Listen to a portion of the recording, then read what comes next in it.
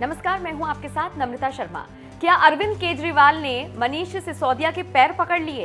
कहने लगे कि जब अंदर जाएगा तो हमारा नाम मत लियो। और दूसरी तरफ सिसोदिया ने कहा कि जब चोरी मैंने अकेले नहीं की तो फिर मैं जेल में अकेला क्यों जाऊं। ये सब हम नहीं कह रहे हैं, बल्कि ये कहना है बीजेपी नेता कपिल मिश्रा का। कपिल मिश्रा ने एक ट्वीट किया और इसे ट्वीट कम तंज ज्यादा माना जा रहा है। और ये तंज कसते हुए कपिल मिश्रा ने क्या कुछ लिखा, जरा सुनिए। बिग खबर आ रही है कि कल देर रात केजरीवाल ने सिसोदिया के पैर पकड़ लिए कि अंदर जाने के बाद मेरा नाम मत लियो। सिसोदिया चिल्ला रहे थे कि जब चोरी सबने मिलकर की तो जेल में अकेला क्यों जाऊं। अगर इस घटना की वीडियो मिली तो जरूर शेयर करूंगा। ये जो ट्वीट किया कपिल मिश्रा ने, इस पर सोशल मीडिया यूजर्स भी काफी मजे ले रहे हैं और कह रहे हैं कि सर, अगर आपको इसका वीडियो मिल गया तो फिर तो कोहराम मच जाएगा, बवाल मच जाएगा और केजरीवाल की तो फजीहत हो जाएगी। आपको बता दें, ये तंज उन्होंने ऐसे वक्त में कसा है जब सिसोदिया के घर पर सीबीआई की रेड पड़ी है। सीबीआई की जो रेड पड़ी उसके बाद से ही मनीष सिसोदिया की मुश्किलें बढ़ती हुई नजर आ रही हैं। कथित तौर पर घोटाले के उन पर आरोप लगे हैं।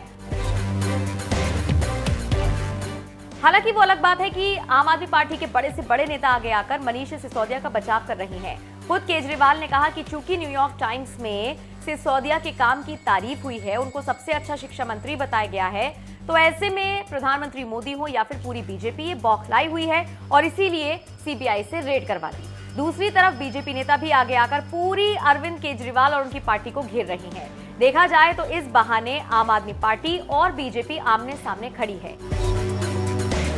वैसे ये सारी चीजें ऐसे वक्त में हो रही हैं जब गुजरात में चुनाव होने हैं और वहां पर माना यह जा रहा है कि आम आदमी पार्टी बहुत तेजी से आगे बढ़ रही है। खैर, चुनावों का नतीजा क्या सामने आता है ये तो वक्त ही बताएगा, लेकिन उससे पहले दिल्ली में सियासी पारा चढ़ा हुआ है। चलिए आपको जाते जाते अरविंद केजरीवाल का बयान सुनवाते हैं, जिसमें वो मनीष सिसोदिया के बचाव में उतर आए हैं। लेकिन इन सब के बीच आप इस पूरी खबर को लेकर क्या राय रखते हैं, कमेंट करके अपनी राय जरूर। आप सब लोगों को नमस्कार। आज मैं आप सब लोगों को एक बहुत अच्छी खबर देने के लिए आया हूं। एक ऐसी खबर जिससे आप बहुत खुश हो जाएंगे, हर भारतवासी का सीना चौड़ा हो जाएगा। अमेरिका दुनिया का सबसे शक्तिशाली देश है। अमेरिका दुनिया का सबसे अमीर देश है और अमेरिका का सबसे बड़ा अखबार है न्यूयॉर्क टाइम्स। न्यूयॉर्क टाइम्स में खबर छपने के लिए बड़ा मुश्किल होता है। न्यूयॉर्क टाइम्स में खबर छपना। कल के न्यूयॉर्क टाइम्स के फ्रंट पेज पे ये खबर छपी है। दुनिया के सबसे शक्तिशाली देश के सबसे बड़े अखबार के फ्रंट पेज पे ये दिल्ली के शिक्षा मॉडल पे खबर छपी है और इस खबर में लिखा हुआ है कि दिल्ली के अंदर, भारत में दिल्ली के अंदर शिक्षा क्रांति हो रही है। दिल्ली के सरकारी स्कूल बहुत शानदार हो गए हैं। दिल्ली के सरकारी स्कूलों में अब लोग अपने बच्चों को प्राइवेट स्कूलों से नाम कटा कटा के दिल्ली के सरकारी स्कूलों में भर्ती करा रहे हैं और दिल्ली के सरकारी स्कूलों में पढ़ने वाले गरीब बच्चे अपना अच्छा करियर बना बना के अपने अपने परिवारों की गरीबी दूर कर रहे हैं। न्यूयॉर्क टाइम्स के फ्रंट पेज के ऊपर पूरी दुनिया के सबसे शक्तिशाली देश के सबसे बड़े अखबार के फ्रंट पेज के ऊपर भारत के बारे में इतनी अच्छी खबर छपना, दिल्ली के बारे में इतनी अच्छी खबर छपना, हर भारतवासी का आज सीना चौड़ा है। मैं सभी भारतवासियों को बधाई देना चाहता हूं, बहुत बहुत बधाई। इस खबर में मनीष सिसोदिया जी की फोटो छपी है। न्यूयॉर्क टाइम्स के फ्रंट पेज पे आने के लिए दुनिया के सभी देशों के प्रधानमंत्री, राष्ट्रपति मतलब बेचैन रहते हैं कि हमारा नाम, हमारी फोटो आनी चाहिए। वहां पे मनीष सिसोदिया जी की फोटो छपी है आज कल के न्यूयॉर्क टाइम्स के अंदर।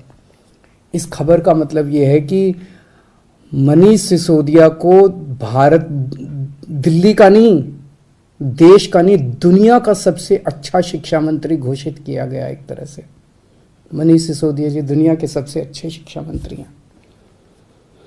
ये बहुत बहुत गर्व की बात है।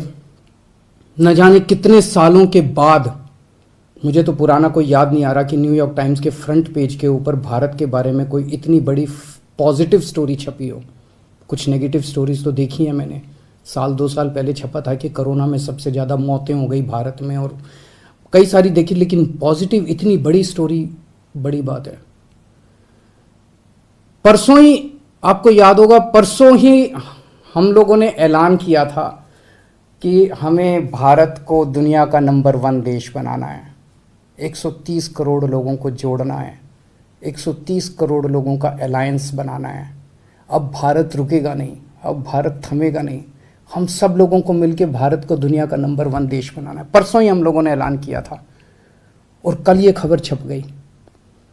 बहुत बड़ी बात है।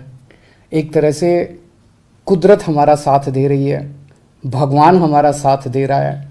भारत का दुनिया का नंबर 1 देश बनने का जो सपना है 130 करोड़ लोगों का, वो सपना अब साकार होने लगा है। समय लगेगा, मेहनत लगेगी, खूब मेहनत करनी पड़ेगी, पर अच्छी चीज़ ये है कि ब्रह्मांड की सारी शक्तियाँ हम सब लोगों की, भारत के लोगों की मदद कर रही है। बहुत बड़ी बात हो रही है। भारत 75 साल पहले आज़ाद हुआ।